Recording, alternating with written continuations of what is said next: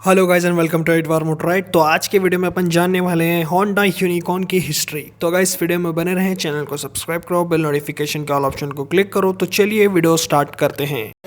Channel को subscribe करें, bell notification के ऑल ऑप्शन को क्लिक करें ताकि मेरे सारे वीडियोज़ की नोटिफिकेशन आप तक पहुँचे। थोड़ा स्टार्ट करने से पहले बात कर लेते हैं होंडा की हिस्ट्री की। होंडा आया था हीरो होंडा के साथ, जो कि 1989 में हीरो होंडा की CD100 इस बाइक से एंट्री ली थी होंडा ने, हीरो के साथ शेयर करते हुए अपने इंजन्स। तो होंडा को अपनी एक अलग पहचान बनानी थी। हालांकि उन दोनों की डील में ऐसा नहीं था कि दोनों सेपरेटली अपने एक दूसरे के खिलाफ कंपटीशन में जा सकते थे, लेकिन होंडा ने गद्दारी की हीरो के साथ और उसने लॉन्च कर दी एक्टिवा, यूनिकॉर्न और CB शाइन, जो कि सेपरेटली लॉन्च की थी। हीरो के अंडर नहीं आती थी, होंडा इंडिया मोटर्स के नाम से आती थी यूनिकॉर्न, और अपनी शाइन, और एक आती थी स्कूटर एक्टिवा, जो कि बेस्ट सेलिंग स्कूटर है आज तक की इंडियन मार्केट में। टाइम चल रहा था 2004 का। तब होंडा ने लॉन्च की होंडा CB यूनिकॉर्न 150, जिसके अंदर आपको देखने को मिलता था 150cc का इंजन, जिसके अंदर आपको पावर फिगर्स कुछ मिलते थे 12.8 PS के, और टॉर्क भी सेम देखने को मिलता था 12.8 न्यूटन मीटर का। इस सेगमेंट में आपको अच्छी खासी पावर मिलती थी, लेकिन अगर अपन इसे कंपेयर करें हीरो होंडा की CBZ एक्सट्रीम से, तो एक्सट्रीम में ज़्यादा पावर आती थी। हालांकि दोनों बाइक में सेम इंजन आते थे, लेकिन हीरो ने थोड़ी बहुत ट्यूनिंग करके उसकी पावर बढ़ा दी थी, जो कि 14 PS की दी जाती थी उसके अंदर, और पावर फिगर्स उसके अच्छे रहते थे। और इसके कंपटीशन में और एक बाइक आती थी जो कि इंडियन ब्रांड की तरफ से आती है, बजाज पल्सर 150, जो कि उस टाइम पर मार्केट लीडर थी, या फिर सेगमेंट लीडर भी कह सकते हैं, क्योंकि 150cc कैटेगरी में पल्सर का बहुत ज़्यादा नाम था और आज तक चला जा रहा है। तो सबसे बड़ा कंपटीशन इसका पल्सर 150 हुआ करती थी। पल्सर को भी अच्छी खासी टक्कर देती थी Honda Unicorn in terms of sales, क्योंकि इसकी जो पावर है उतनी अच्छी नहीं थी, लेकिन आपको जो रिलैक्स्ड पावर मिलती थी, जिसको बिजनेसमैन हो गए या फिर स्टूडेंट के लिए भी अच्छी होती थी, लेकिन ये स्पोर्ट्स बाइक नहीं थी, लोगों को बहुत ज़्यादा अपील करती थी। होंडा यूनिकॉर्न जो भी राइड करता था उसको पता चल जाता था कि होंडा ने बहुत अच्छे से इसे ट्यून किया है, इसके इंजन को बहुत ज़्यादा स्मूथ एंड रिलैक्स परफॉर्मेंस के लिए बनाया है। सिटी राइड्स, हाईवे राइड्स आप आराम से कर सकते हैं, क्योंकि कंफर्ट लेवल आपको पल्सर से बेटर मिलता था। रिलायबिलिटी आपको होंडा की बहुत ज़्यादा अच्छी देखने को मिलती थी।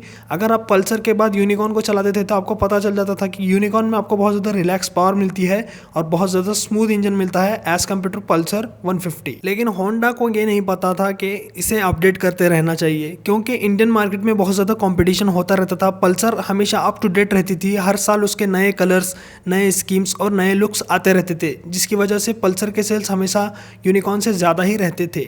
लेकिन होंडा को पता था कि यूनिकॉर्न अपने मार्केट में अच्छी है।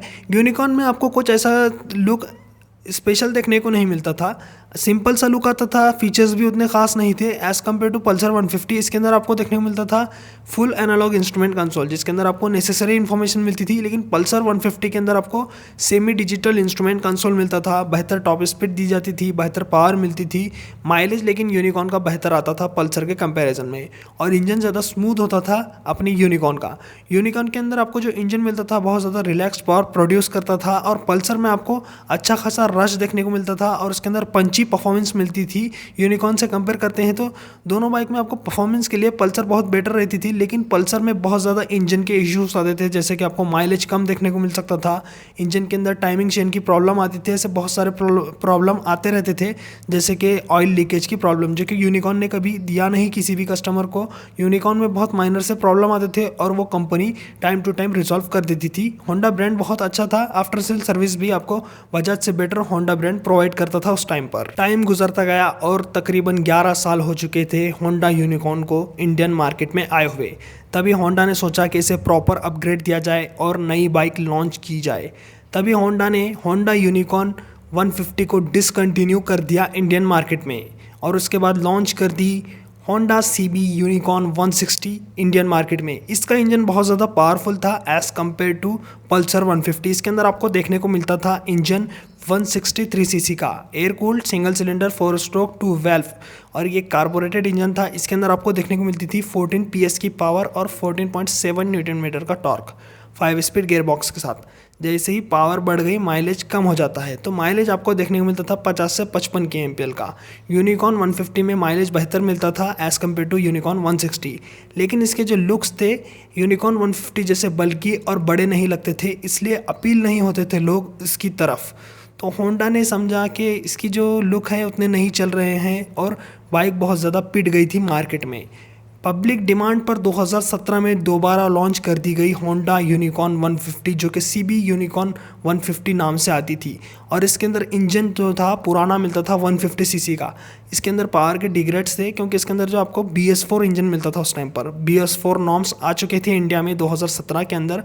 तो इसके अंदर आपको देखने को मिलता था 150 सीसी का air cooled single cylinder 4 stroke 2 valve BS4 compliant carburetted engine, जिसके अंदर आपको देखने को मिल जाता था पावर 12.8 PS की और टॉर्क देखने को मिलता था 12.8 न्यूटन मीटर का विथ 5 स्पीड गियर बॉक्स। आपको माइलेज 55 से 60 kmpl का दी जाता था इसके अंदर। यूनिकॉर्न का पब्लिक से इतना ज़्यादा कनेक्शन होने की वजह थी इसका इंजन, इसका लुक और इसकी परफॉर्मेंस और इसकी रिलायबिलिटी।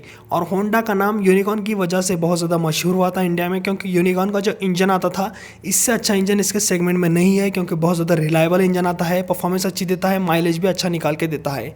और ये ऐसे ही चलता रहा साल 2020 तक। 2019 में से एक अपग्रेड मिला ABS का। होंडा यूनिकॉर्न 150 ABS मॉडल आने लगा, क्योंकि ABS मैंडेटरी हो गया था 125 सीसी वाले के ऊपर वाले बाइक्स का। तो उस सेगमेंट में आपको ABS मिलना ज़रूरी था, तो होंडा ने उसे अपडेट कर दिया और प्राइस भी बढ़ती गई।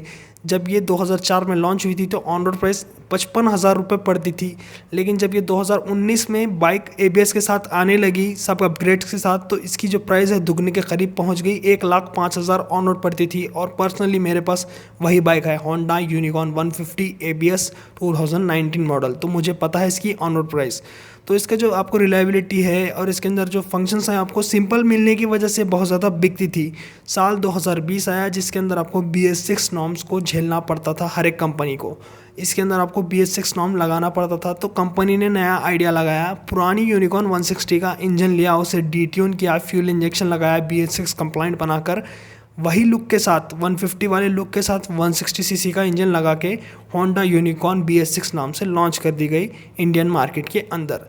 तो वो बाइक भी बहुत ज़्यादा चल रही है आजकल, लेकिन बहुत सारे लोगों को पता नहीं BS4 मॉडल BS6 से बेटर है, ऐसा बहुत सारे कमेंट्स भी आते हैं। और बहुत सारे लोग भी कहते हैं कि BS4 मॉडल बेटर है होंडा यूनिकॉर्न BS6 के कंपैरिजन में, क्योंकि जो 150 सीसी वाला इंजन है ये बहुत सारे बाइक्स में यूज़ किया गया था, जैसे कि हीरो होंडा की CBZ एक्सट्रीम हो गई, हीरो होंडा हंक हो गई, और अपनी होंडा की ही बाइक आती थी होंडा डैज़लर, जो कि स्पोर्ट्स कम्यूटर बाइक थी और यूनिकॉर्न से बेटर आती थी क्योंकि उसके अंदर पावर ज़्यादा मिलती थी। तो इतनी जगह वो इंजन को यूज़ किया गया, बहुत सारे लोगों को आज भी वो इंजन याद है, और वो इंजन BS6 यूनिकॉर्न के सामने बेटर परफॉर्म करता है इन terms of performance and top speed. अब बात कर लेते हैं यूनिकॉर्न BS6 के इंजन की। तो इसमें देखने को मिलता है 163 सीसी का air cooled single cylinder 4 stroke 2 valve BS6 compliant fuel injected engine, जिसकी पावर आपको देखने को मिलती है 12.9 PS की, और इसका टॉर्क मिलता है आपको 14.7 न्यूटन मीटर का with 5 speed gear box. Mileage आपको सिमिलर देखने को मिलता है यूनिकॉर्न BS4 के साथ। इसके अंदर आपको 55 से 60 kmpl का माइलेज देखने को मिलता है यूनिकॉर्न BS6 में। तो अब बात करते हैं दोनों में, और ये जो फ़र्क है 150 सीसी और 160 सीसी। नया इंजन है तो ये 160 सीसी का इंजन यूनिकॉर्न 160 से लिया था, लेकिन ये इंजन ज़्यादातर दूसरे बाइक्स में भी यूज़ हुआ है, जैसे कि एक्सब्लेड 160 हो गई और हॉर्नेट 160। ये दोनों बाइक अच्छी बिकती हैं। एक्सब्लेड उतनी नहीं बिकती जितना हॉर्नेट बिकती थी। हॉर्नेट 2.0 का नया वर्जन आ गया, इसलिए उसका अपग्रेड हो गया इंजन। अब बात करते हैं यूनिकॉर्न के बारे में फैक्ट्स। जब यूनिकॉर्न 2004 में लॉन्च की गई थी उसके अंदर आपको अलॉय व्हील देखने को नहीं मिलते थे, इसके अंदर स्पोक व्हील आते थे और सिंगल डिस्क ब्रेक देखने को मिलता था फ्रंट में 240 mm वाला। अब यही बात कर ले यूनिकॉर्न के फैक्ट्स की दूसरे की, तो दूसरा फैक्ट्स आपको देखने को मिलता था इसके अंदर मोनो सस्पेंशंस, मोनोशॉक, जो कि फर्स्ट इन द सेगमेंट था। 150 सीसी कैटेगरी में कोई भी बाइक 2004 के टाइम देखने को नहीं मिलती थी मोनो सस्पेंशंस के साथ। उसके बाद कुछ टाइम बाद 2007 में लॉन्च हुई यामाहा R15, उसमें आने लगा था मोनोशॉक, और इसकी प्राइस यूनिकॉर्न से दुगना हुआ करती थी, इसलिए वो तो बनता था मोनोशॉक देना। FZI उसकी भी प्राइस यूनिकॉर्न से ज़्यादा रहती थी, उसके अंदर भी आपको देखने को मिलता था मोनो सस्पेंशंस। कहीं ना कहीं यूनिकॉर्न अपने सेगमेंट में अपने प्राइस में बहुत ज़्यादा वैल्यू फॉर मनी प्रोवाइड करती थी। वैल्यू फॉर मनी बाइक आज भी है, और आज इसका प्राइस 1,38,000 ऑन रोड पड़ रहा है हमारे सिटी में। और जब ये लॉन्च हुई थी 54,000 से 55,000 रुपये में मिलती थी ऑन रोड प्राइस पर। तो बाइक के प्राइस इतने ज़्यादा बढ़ गए हैं, और होंडा यूनिकॉर्न इतनी प्राइस 3 गुना होने के करीब आ चुकी है तब भी इंडियन मार्केट में क्यों है? क्योंकि इसकी जो रिलायबिलिटी है बहुत अच्छी है। होंडा की ब्रांडिंग के अंदर आती है। होंडा यूनिकॉर्न से बहुत ज़्यादा पॉपुलर हो चुका था इंडिया में, और यूनिकॉर्न का जो लुक है इसका सबसे बड़ा मेन रीज़न है इस बाइक का बिकने का। और इसका जो इंजन था 150 सीसी वाला, आज भी लोग उसे मिस करते हैं। मैं कहूँगा 150 सीसी इंजन के साथ और एक बार यूनिकॉर्न आ गई तो बहुत अच्छी बात होगी। फ्यूल इंजेक्शन होने की वजह से और ज़्यादा स्मूथ हो जाएगी। और इसका सिंपलिसिटी, इसके अंदर आपको इंस्ट्रूमेंट कंसोल जो सिंपल मिलता था लोगों को बहुत ज़्यादा पसंद आता था, क्योंकि बहुत सारे लोगों को डिजिटल इंस्ट्रूमेंट कंसोल समझ में नहीं आता। इसकी सिंपलिसिटी, इसका अच्छा बड़ा लुक और सिंपल लुक, इसकी सिंपलिसिटी ही इसको इतना ज़्यादा बिकने पर मजबूर करती है और लोग इसके तरफ अट्रैक्ट होते हैं। क्योंकि होंडा की बाइक है, ज़्यादा सिंपल रहेगी, ज़्यादा मेंटेनेंस कॉस्ट नहीं देगी और माइलेज अच्छा निकाल के देगी। तो गाइज़ आज के वीडियो में हमने जाना होंडा यूनिकॉर्न की हिस्ट्री, बाइक इंडियन मार्केट में कैसे छा गई, और आज ये 160 से 150 सीसी कैटेगरी में मार्केट लीडर है और सबसे ज़्यादा सेल होती है इंडियन मार्केट में। तो गाइज़ ऐसे ही वीडियोस देखने के लिए चैनल को सब्सक्राइब करो, बेल नोटिफिकेशन के ऑल ऑप्शन को क्लिक करो, इस वीडियो को लाइक करो, अपने दोस्तों के साथ शेयर करो। आज के वीडियो में इतना ही, चलता हूँ, गुड बाय गाइस।